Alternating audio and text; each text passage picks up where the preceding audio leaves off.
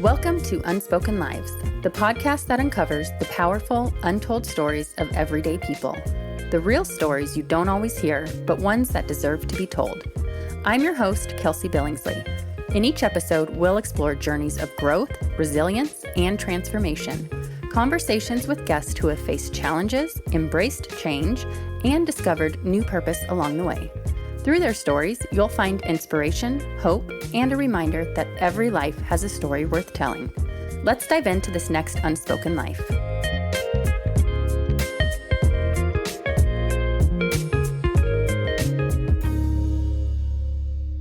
Today's conversation is one I think so many people will quietly relate to, even if it's something they've never said out loud. I'm sitting down with Tayler Meade, author of A Note to the One Left Walking in the Grass. In her book, she shares about times in her life where she felt overlooked and left out, and how those experiences shaped the way she saw herself and her relationships. This is a conversation about the moments that don't always get talked about and the quiet questions that can follow, which is really at the heart of what this podcast is about. And I think this is something people can relate to at any point in life, no matter their age or where they find themselves. Tayler, thank you so much for being here and willing to share your story. I know that I gave a little introduction already, but I'd love for listeners to hear from you about who you are, what life looks like. Yeah, so hi, my name is Tayler Meade. I am a Christian author. I'm a blogger. I'm a Christian mental and brain health coach. And I'm just like a lover of Jesus above all things, which I think definitely should have said first. For me, life is so crazy right now. Life looks so different than what it did. But I am working very hard. I'm getting a PhD, so that is, of course, a crazy journey that I'm on. Life is very busy. Life is been very hard to slow down, and it doesn't really help releasing a book. Don't really get much time to rest, but I am very grateful for this opportunity that the Lord has given me just to speak about his name and just to talk about how he helped me in certain areas and hopefully help somebody else, because I think at the end of the day, like, our calling as Christians is just to love God and love others, which is what I always want to do with my life. Well, thank you. I'm laughing as you say you're busy because it's similar for me starting this podcast. I mean, life is so busy, so much going on, but I just felt the nudge to do it. So I'm curious, before we get into the book, what was it that pulled you and you thought, I have to do this? I think for at least my Christian journey and like starting to talk about Jesus a lot, the thing that pushed me was mentors, really just being so on fire for God. And I just wanted to aid in that for someone else because they helped me in that area and they showed me how much Jesus can truly change someone's life. And so if I could help somebody else and show them like the fire that the Lord has put under me and how amazing that he is, like, that is what I'm going to do every single time. That's why I started. And then that's why I continue to do what I do. Yeah, I love that. Thank you. Great. Well, I know you originally reached out about your book and wanting to share about it. So I'd love to just start with that. Maybe go back to why you decided to write this book. I know we talked about the nudge, but the actual topic of the book, the title of it, and everything that goes along with it. If you want to just start from the beginning. Yeah, absolutely. So this all probably got started around like 2023.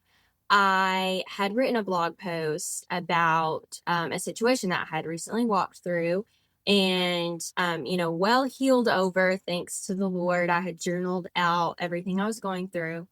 And I had this nudge to be like, hey, let's like post that. Like, let's put this on your blog. And, I think this is going to help people. So I was like, okay, I might as well just do what God tells me to do. So that's what I did. And I posted the blog and it was very short. I don't even think it was, I think it's maybe a 2 or 3 minute read. Honestly, it's just very short, very straightforward, but I got a lot of really good feedback. Like people I had never known before, people who had just seen my stuff, like cross their, I guess, For You page, whatever that is on Instagram. I don't like whatever your feed is, they just like put random people on your feed now.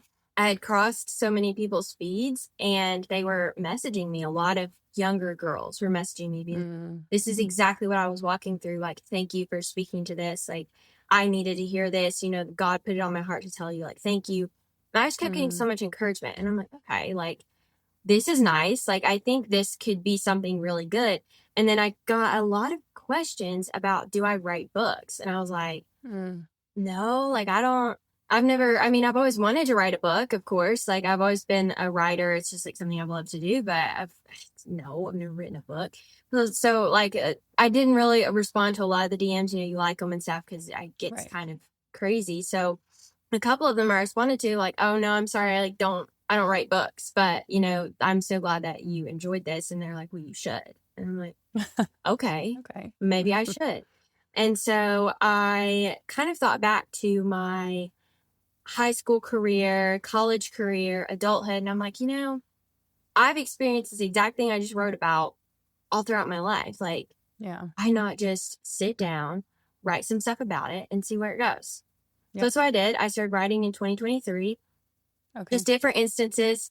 A lot of them I took stuff from other things and made into something. So just to protect privacy, and of course, because I want to make sure that people know that, like, this is not like real life situations. These are very hypothetical situations about real Mm-hmm. feelings. But I just started piecing together like little things that I had remembered about my life and things that I had been through. And I'm like, you know what? I'm just gonna like, we're just gonna write a manuscript. Like, let's just see what happens. And Yeah. so the manuscript came first. Title didn't come until later. The manuscript Okay. comes first. I'm just writing. I guess I pretty much started like straight from the beginning. The only thing I didn't Yeah. write at the beginning was the intro. I wrote that the very Got it. last bit because that was just Can hard. Sorry to interrupt you. Are you able to share what the blog post was about? Yeah, it was actually this was a very real situation, and I Okay. do write about this. I do have to say this one's real. Okay. But it was a friend that I thought we were close with. She had gotten married, and I knew I probably wouldn't be like a bridesmaid or anything like that. Like, it'd Mm-hmm. been a while since we'd been able to connect, but I thought we were always Right. be close, like we were childhood friends. And I didn't receive an invitation to that wedding. And I kind of figured it out like the day of. I Mm, started to figure it out as it got closer, but then I figured out the day of. And I was just like, oh, like, I didn't realize that we weren't that close of friends, yeah. which is fine. Like, that's not to dock this person or anything like that, because we all have different views of relationships and friendship. Right. And I had just attached so much to this specific friendship that just simply, Mm-hmm. I was just gonna say, I feel like those are feelings that we all experience, but it's almost one of those things where you don't want to admit it. Like you don't want to no. admit that that hurt you because it feels like, oh, that shouldn't be a big deal, but it hurts. It really does It hurt. really does. It does. And it's Yeah. like, I think at first I was very embarrassed to talk about it, because it's like people would be like, oh my gosh, like, she's complaining, she's making this about her, like things like that. And it really wasn't about me at all. It was just about more the death of like a friendship that I Yeah. thought was really close, but it wasn't. And looking Yeah. back now, I can see that it really wasn't. Like, I don't know where I was thinking that. But like at the time, I had a lot of thought about this friendship that I thought I had. Mm-hmm. And, once I started like digging into it and journaling it and really talking to God about it, I'm like, you know what? That was never really that close, and that's okay. It's not about you, and you don't really deserve to be somewhere that you think you deserve to be at. Like, if that makes sense. Because I think a lot of Mm-hmm. times too, whenever things like that happen, we love to play the victim and be like, well, you left me out and you don't like me, and that was ridiculous. And I think I did at first play the victim and be like, this sucks. Like, Mm-hmm. this makes me like, I cried, I was upset. And then I took a step back and I'm like, you know what? Like, this is also on me too. Like, we weren't that close. And if I thought that, then I should have made that relationship more important in my life. And I Mm, didn't. Just like she didn't, because we weren't right. that close. So it was, should have been a mutual understanding. But on my end, where I put so much stock into that relationship, it wasn't. And so that's where I just started taking all my thoughts out in a journal, wrote them down in a completely different kind of way. Cause of course, Yeah. I didn't want to be overly, I don't know, like, calling the situation out, because I think people would have figured it out. And so I was really nervous to talk about it, because I didn't want her to be upset.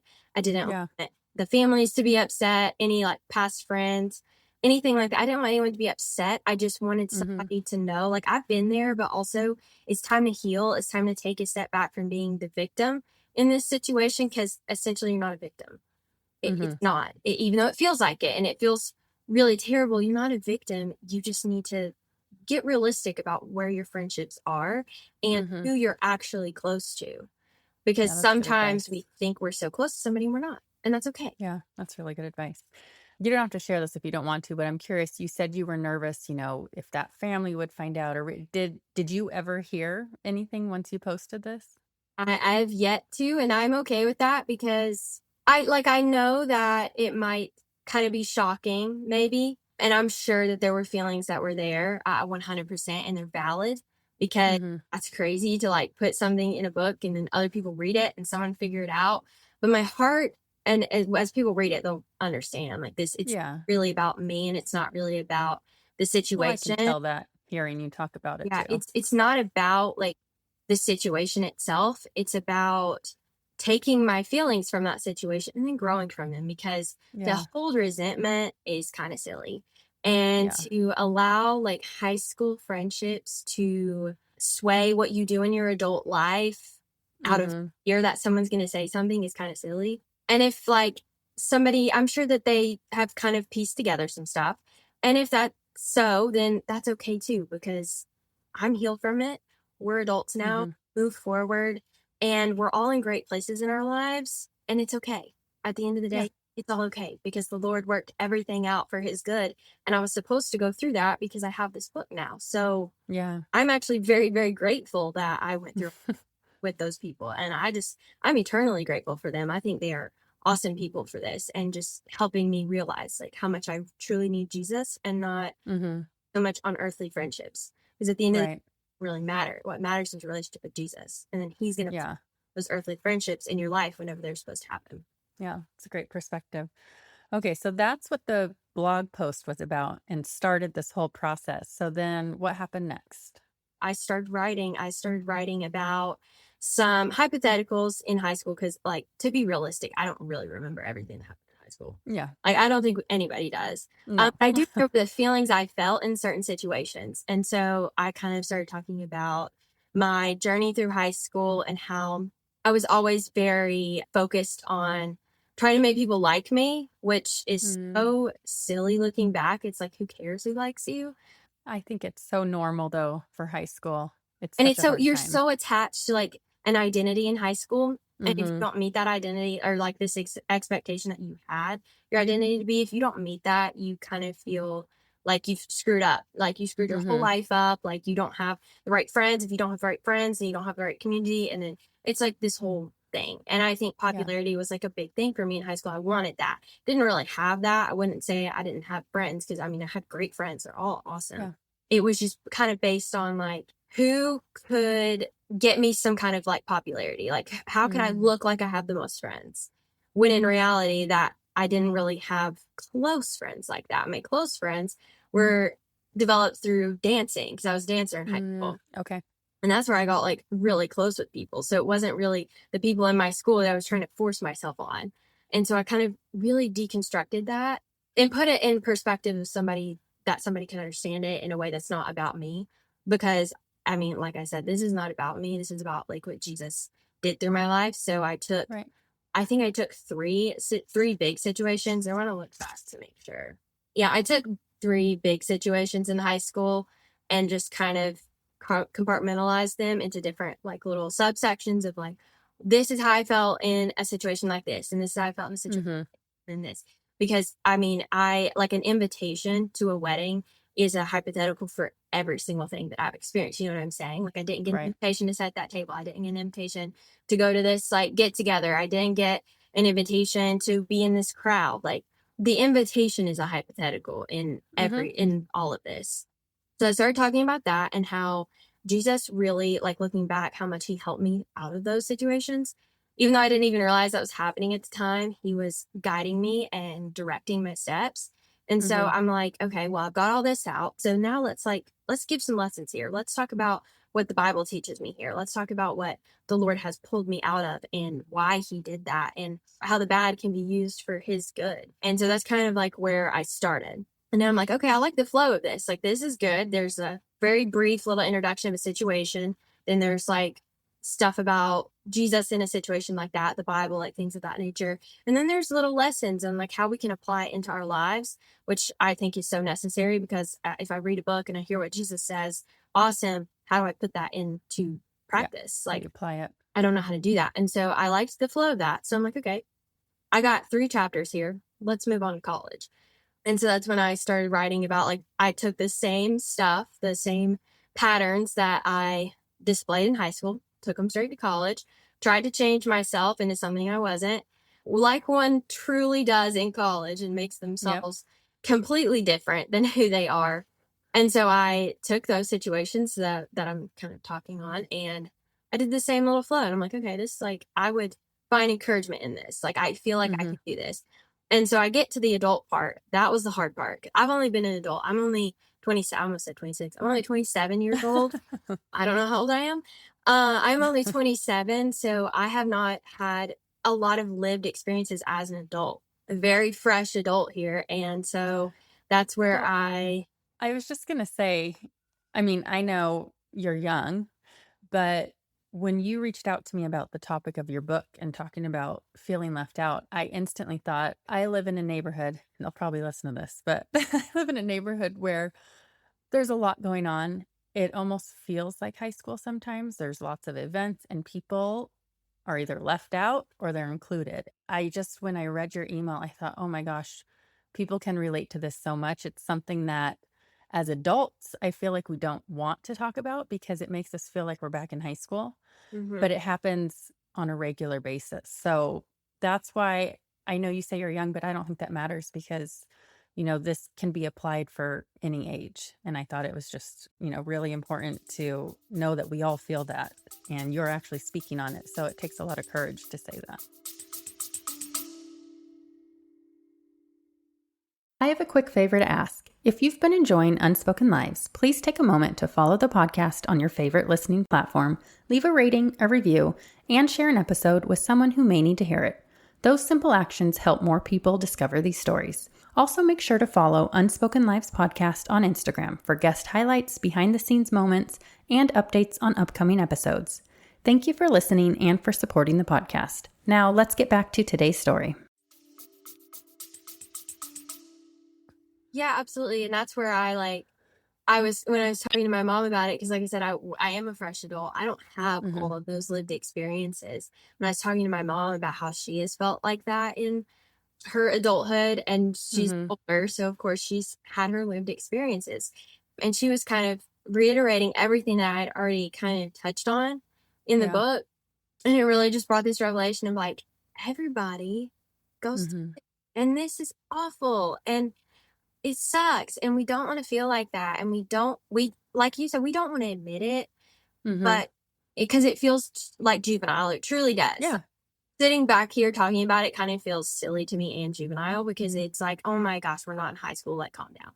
Like, it's not that big of a But it's a real feeling. but it actually truly is that big of a deal, and I'm not gonna bring a bunch of psychology into it, but I am getting my PhD in psychology. I'd be okay if you did.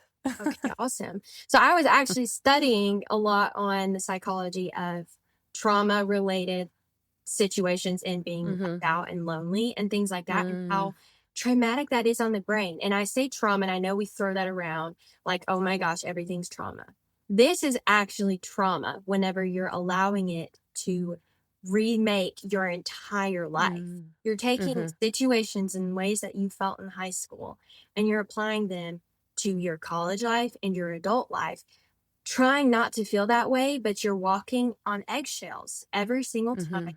you go into a room, or you're walking on eggshells when you're trying to make new friends because you're afraid of pushing yourself on somebody because in high school that didn't work out for you. So Mhm. we're allowing these responses and these lived experiences from high school to change the way our brains think about friendships, about relationships, about like rooms we're supposed to be in and not supposed to be in. Mhm. Fear, anxiety, I think we kind of forget that anxiety comes up because of past lived experiences, like really sometimes very negative past lived experiences. Yeah. And it didn't seem negative at the time that it happened.